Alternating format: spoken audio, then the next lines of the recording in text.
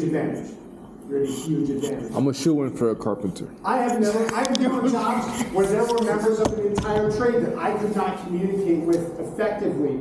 Well, I have a friend who majored in Spanish in college, so I will call him. Thankfully, I have that phone a friend, and I can call him and put him on speaker and be like, hey, can you ask these dudes to not drywall this wall until I'm done? You can major in Spanish? He used a double major, Spanish and poli-sci at Fairleigh Dickinson University, a very expensive school. He went to college for Spanish? And political science, and he manages Burger Kings now. I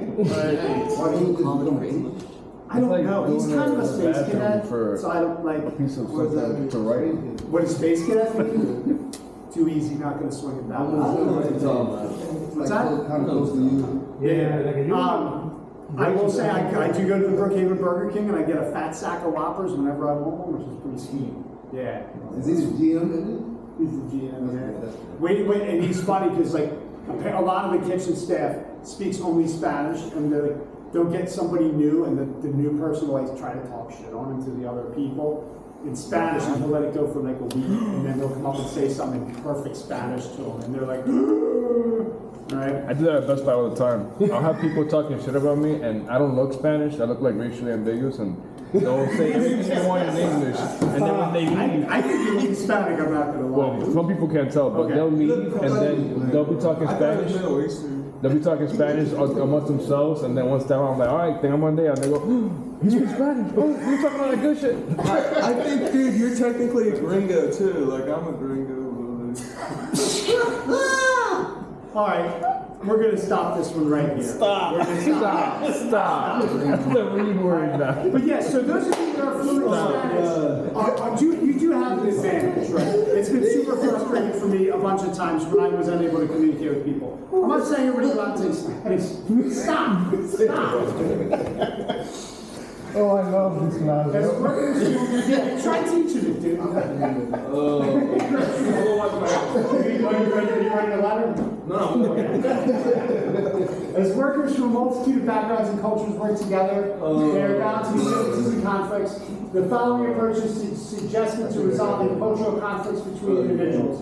Define the problem from both points of view, uncover cultural interpretations, and create cultural synergy. One thing I have noticed about working around people that don't speak English is if you make a little bit of effort to learn a couple of key words to communicate with them in their language, they are much more inclined to help you. I forget what it is now, but at one point I knew how to say drywall, and I mean, I know what yes and no are in Spanish. I learned how to say like drywall, spackle, and a couple other key things so I can at least come up and be like, no drywall, no like don't drywall, you know, and they'd be like, oh, this guy's trying, right? And that's what's important, because a lot of these like old white dude traditional construction workers, I mean, you all know how that's going to go, right?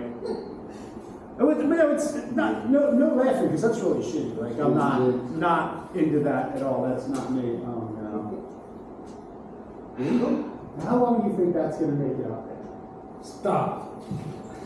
That's a reason. That's his catch. Yo, we might be at my first time taking professionalism points for something. Anyway, so define the problem from both points of view, uncover cultural interpretations, and create cultural synergy. Right? It's just take that first step. And those of you that speak Spanish can ignore this, but you take that first step in communicating with somebody who doesn't speak your language. They're more inclined to try harder. Right? That's just my personal experience. Sexual harassment, any unwelcome behavior that makes someone feel uncomfortable in the workplace by focusing attention on their gender or gender identity. This represents just one of the many possible examples. How can that happen in the construction field? Because I mean, in an office it makes sense, but I've seen it, my friend. Like there's equipment and everything. So here's the thing with the construction. It's more prevalent in construction because of the lack of an HR department on site every day breathing down your neck. And also because women tend to be a minority in the construction industry, right?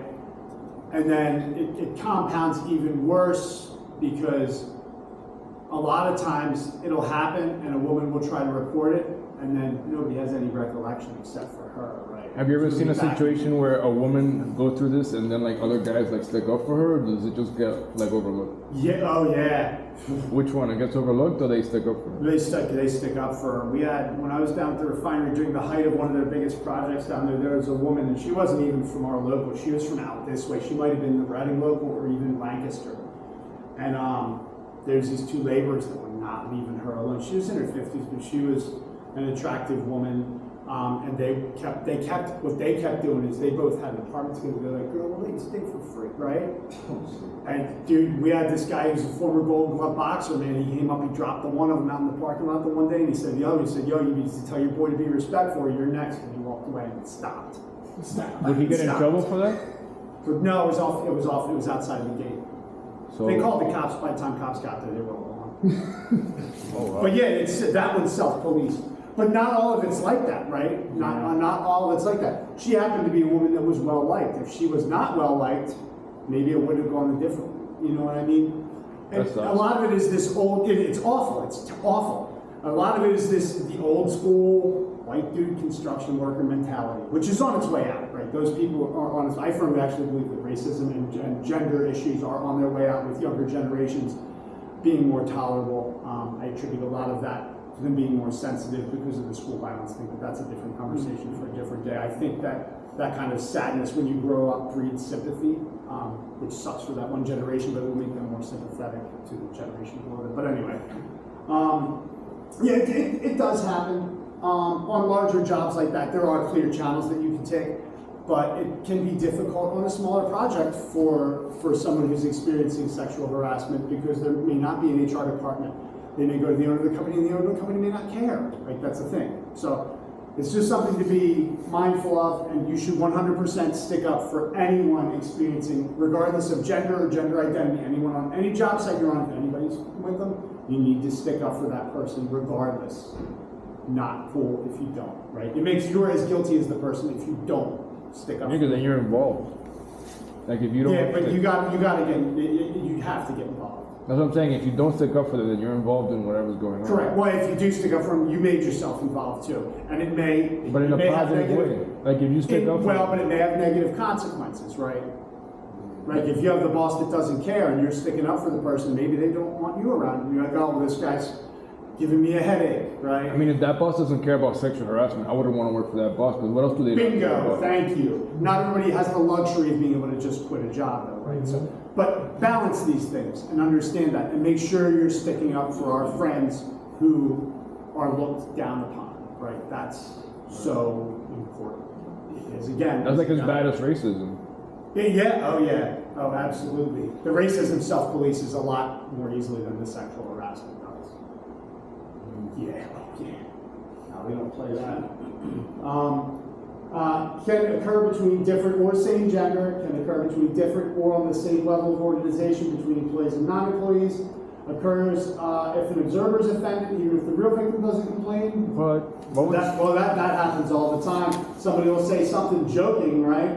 And then an engineer who's walking the job, who's not construction personnel or project manager or the owner's rep for the building, right? You imagine you stick up for somebody and they're like, hey man, shut up, leave him alone. I'm like, what? All right, guys, go ahead. Do whatever you want with her. Occurs even if a non-compliance victim isn't demoted or fired, right? Allegations need to be investigated and appropriate disciplinary action taken based on the facts. That's the law. Prevention is key. Training, company policies should include clear steps in disciplinary action. When this is addressed by someone out in the construction workforce, typically the company is so terrified of lawsuits that they're just going to cut that person loose on the spot. You're fired. Get out of here. You know, that's nothing to play about, right? Nothing to play about.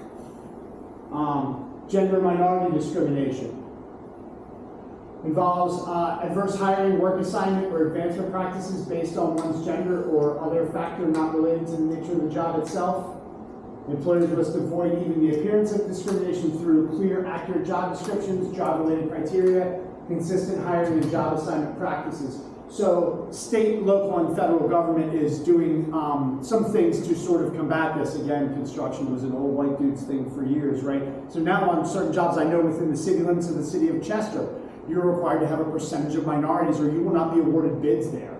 So if you only have white males working for you, women count as a minority, right? In construction, right? And I don't think in the general population, I think they're actually slightly ahead there. The city of Chester requires, I think it's 10 or 15% of your workforce be minorities. So the government now has laws in place that help combat this, which I think is a good thing. And that puts everybody in the room except for Magic Alex at a huge advantage. No offense, dude. And me, right? Me, I'm also. Right? You're the only white man. I'm the only white man. Yeah, he's definitely special. Yeah, he's Spanish too, right? He's Spanish too. Yeah, so that puts up. But know that going into it, know that you have that card. If you're looking at yourself and you're like, man, I don't know if I'm going to get this job, and in the interview room there was 3 other white males, you know you got that edge, right? So it's a thing. It's a thing. Know it and leverage it. Leverage it to your advantage. It's a dog-eat-dog world out there. Leverage everything you can. Organizations define the relationships among members for getting the job done. There are 2 kinds of organizations, formal and informal. Those are your definitions. The organization structure determines how communications flow. Successful organization members have certain qualities. This is like pretty standard. There's the company owner. They will have VP of Finances, Human Resources, sometimes it's a